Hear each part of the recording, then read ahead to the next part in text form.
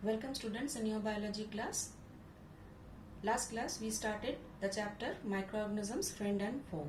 So some of the microorganisms which you have discussed, out of this one just I can show you here. See, this is piece of bread and this has become unfit for consumption because fungi has grown on this. See, this patch is over here, this grayish white patches, cottony structures which have appeared on this because the fungus has grown on this. This what we say the bread mold. Now the fungal spores are generally present in the air. When they land on wet and warm things, they germinate and grow.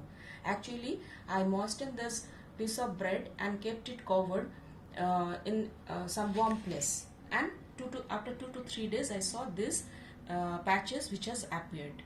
And if we take this and see it under the microscope, so you will see it has got this structure. Already you have read this in class 7.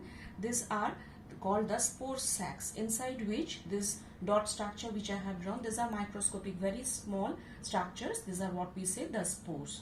And the spores, when they fall on the wet surfaces, they germinate and they grow. And as they grow, again these spore sacs which will be growing, and the spore sacs, when it becomes mature, it bursts, it opens, and the spores are carried by the air, and it falls on the when it falls on other wet surfaces, it grow.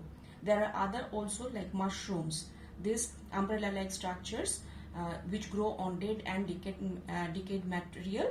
This is what we say the mushroom. Some of the mushrooms which are edible and some of which are poisonous also. So the edible mushrooms which we can take as our food.